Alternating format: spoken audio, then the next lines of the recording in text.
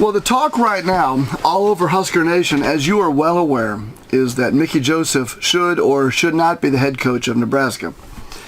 Now, as a spoiler, if you haven't seen my other videos on this topic, I am in the camp that says he should be hired as head coach now. Not wait till the end of the season, not wait till some recruiting deadlines. Just hire him right now. The search is over. Mickey Joseph should be coach. But I know some of you don't agree with me. I know this because I posted a meme on Facebook over the weekend that's gotten thousands of comments and thumbs up and shares and a lot of thumbs down and dislikes too. But for those that don't like the meme I posted, which is on the screen right now, this is the meme I posted. It is, I think, a fairly accurate representation of Husker fans in 2018 versus Husker fans in 2022, or a lot of Husker fans. I'm not saying you, but a lot of fans. In 2018, it was every excuse in the book for why Scott Frost should be given chance after chance after chance. Starting 0-6, for example, and I talked about this in my last video, was not enough for Jay Foreman, former Husker, to be concerned. He said it wasn't time to hit the panic button. 0-6, 0-6. For some of you who think that Mickey Joseph should not be coach, if he were to win out the rest of the year, there's still some people who say if he doesn't win a bowl game, he still shouldn't be coach. So this video is going to be, I'm going to try to give you some information in this video to help some of you who might be on the fence to join me on the side of Mickey Joseph being the official head coach of Nebraska. Before I get into that, I want to remind you, if you're a Husker fan or you collect autographs or memorabilia, you should check out these autograph cards of current players like Anthony Grant and Gabe Ervin and Jack Yant. And you can find all of these cards and more at OnCardAutos.com. That is OnCardAutos.com. The address is on the screen right now, OnCardAutos.com.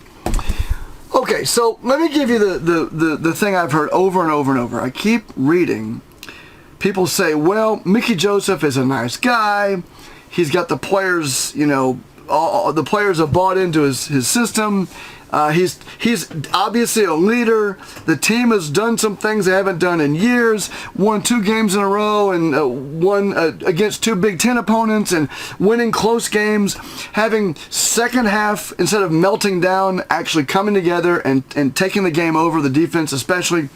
These are all things which Husker fans are attributing to Mickey Joseph. And what I find interesting about this is the very same fans who say all of this, just glowingly talk about all the wonderful qualities of Mickey Joseph, they're the very same fans who also say he's got to win more games. We have to see more evidence.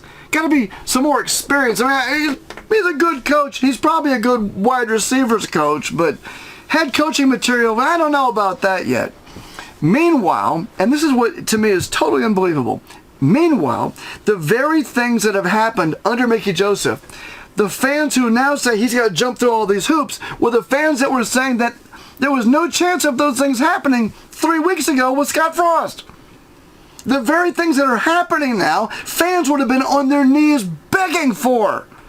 All this ridiculous talk about, well, the games against Indiana and were ugly. What? Who as a Husker fan would not have loved an ugly win against Oklahoma, a team which we now know was never as good as their ranking, never even close to it. Ironically, of course, Adrian Martinez and Kansas State blowing them out the week after they blew out Nebraska. So which one of you wouldn't have loved an ugly win against Oklahoma or an ugly win against Northwestern? But of course, Indiana and Rutgers don't count. Those ugly wins. You know what? Before I don't want to go too long here, but I do want to make this comment about these supposed ugly wins against Rutgers and Indiana. The win against Rutgers, especially, that was a beautiful win. I mean, who are the fans who thought that was ugly? That was a team in the second half doing something we haven't seen Nebraska teams do in 5, 10, 15, 20 years. Come from behind in a game that everyone watching, you know, every fan out there was thinking, oh, here we go again.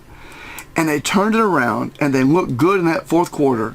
And they did something that if it had been under Scott Frost, if those wins had been under Scott Frost, now this is important, please, please don't miss what I say next. If what Mickey Joseph had been accomplishing had been accomplished with Scott Frost, some of the very people who say that Mickey Joseph doesn't deserve to be head coach would have said it was proof that Scott Frost should. It is totally surreal to see the double standards applied to Mickey Joseph. When it comes to experience, people say Mickey Joseph doesn't have an experience as a head coach. Well, do you know, there's an interesting thing about experience. You know who did have experience? Scott Frost. Scott Frost had glowing reviews for turning around UCF. We heard ad nauseum that's why we were going to wait year after year after year, because remember what he did at UCF? Yeah. What about Mike Riley? What about Bill Callahan? Now, I've skipped over Bo Pelini for a reason. I'll come back to Bo in a second. But Bill Callahan, Mike Riley, and Scott Frost all had that coveted experience. And every single one of them, starting with Bill Callahan all the way down to Scott Frost's last game, left Nebraska worse than when they got there. But if that's not enough to give you an idea into what experience really means or what it can really do for a team, let's talk about Bo Pelini. Bo Pelini, when he came to Nebraska, had exactly zero experience. And this is ironic to me. Zero experience as a head coach, except for as an interim coach in 2003 for one game. You can't make this up. You cannot make the irony of this up.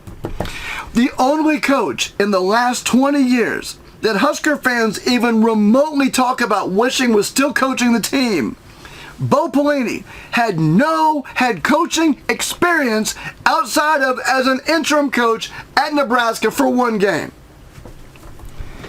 And yet Husker fans today say, Mickey Joseph doesn't have enough experience. I mean, you can't turn over the reins with so little body of evidence to show what he can really do. And yet all of the experience these other coaches had turned Nebraska into an absolute joke. You want to talk about experience? Here, check this out. On the screen right now are some names. Bobby Bowden, Brian Kelly, John Cooper, Bobby Dodd, Eddie Robinson, Frank Beamer, Mac Brown, Bill Schneider, Lou Holtz, Kirk Ferentz, Matt Campbell, Barry Alvarez, Diz Francione, Bill McCartney, Jackie Sherrill, Johnny Majors, Hayden Fry, and Mark Stoops. You know what all those guys had in common? Their first years were terrible. There are guys on that list who were winning 1 or 2 games in entire seasons. And yet they're now all Hall of Fame or headed to the Hall of Fame as a coach. And in fact, if any of these guys were available, I'm sure Husker fans would be just drooling to have any of these guys as their coach. But not after their first season, they wouldn't. Or maybe they would have been given a pass like Scott Frost, right? How about Tom Osborne? How many years of experience as a head coach did Tom Osborne have when he became head coach of Nebraska? Right. I think that this experience mantra, this, we got to see more evidence, all this, that comes from people who don't know what they're talking about. If you're one of those people talking about experience and wins, well, how do you explain all of the experience and all of the losses that came with that came to Nebraska? The Bill Callahan, the Mike Riley. Oh, wait. Those weren't good hires. Those were mistakes. Scott Frost was supposedly the golden child. He was brought here because of his pedigree and turning around UCF. And that experience got Nebraska exactly nothing. And some of y'all keep talking about experience. You know what Mickey Joseph has experience with? Leading men. Wanting to play and wanting to coach at Nebraska. Wanting to be a part of this turnaround. Loving the team, loving the values, loving the fans. Wanting to be in Nebraska. And also, the players love him, and the players respect him, and they want to play for him. And guys like Casey Thompson, as I talked about in my last video, are here because of him. If you're talking about experience, and you're talking about wins and losses, and that's the way to measure Mickey Joseph, you just don't really know what you're talking about. You can't know what you're talking about because the last winning coach at Nebraska had, let me remind you, exactly 0 years head coaching experience, except as an interim coach at Nebraska, the very school you say Mickey Joseph has to jump through some extra hoops through to become head coach. I will submit to you that it will be an expensive mistake if Nebraska were to pull out the checkbook and write a check to someone like Matt Rule, which, by the way, side note, look at his first couple years at Baylor and Temple. Whew! Some of y'all who are big experience believers and wins and losses guys would have fired him at the end of both of those seasons. Don't talk to me about this win-loss and experience. These double standards for Mickey Joseph are ridiculous. Embarrassing. Urban Meyer, some of you want Urban Meyer? Really? Let me read you something that was said about Bo Pelini as I close this video. Following his firing at Nebraska, this is a quote the Nebraska administration released about Bo Pelini. Let's see here. If these comments were indeed spoken by Mr. Pelini, he'd been talking about how lousy the administration was and dropping some F-bombs and stuff. Here's what the Nebraska administration said. If these comments were indeed spoken by Mr. Pelini, we're extremely disappointed, but it only reaffirms the decision he should no longer be a leader of young men at Nebraska. His habitual use of inappropriate language, his personal and unprofessional, and his personal and professional attacks on administrators are antithetical to the values of our university. His behavior is consistent with a pattern of unprofessional, disrespectful behavior directed by Mr. Pelini toward the passionate fans of Nebraska, employees of the university, and most concerning our student athletes. This behavior is not tolerated at the University of Nebraska, and among many other concerns, played a role in his dismissal. You know what I know about Mickey Joseph from what I've seen and heard and followed, and from all accounts I don't think anyone disagrees with this. All the things that Bo Pelini said and did, no one can even fathom Mickey Joseph saying or doing. The lack of experience he seems to have, although he was a head coach at Langston State where he had a winning record, which is more than I can say for those other coaches we talked about earlier. All the things that I've seen from Mickey Joseph in terms of who he is as a man trumps anything about wins and losses and record and experience to this point. If you're a Nebraska fan and you're still clinging to this tired, boring, lame, sad, embarrassing argument about Mickey Joseph not having enough experience, then you need to explain the former coaches of Nebraska who had all the experience in the world, and most recently Scott Frost, and the win-loss records of these legendary coaches that you would have fired on day one. And you also need to explain why Mickey Joseph doesn't hold the values that Nebraska fans value the most. See, Mickey Joseph is the right man for the job.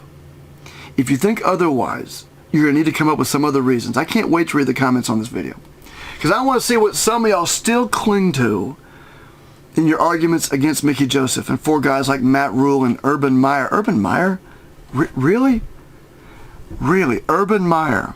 He's one of the most winningest coaches of all time.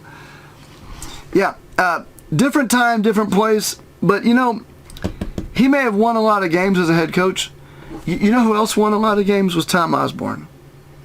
And Urban Meyer ain't no Tom Osborne. But Mickey Joseph just might be. Thank you for watching. Take care. I really can't wait to see the comments after this video. See ya.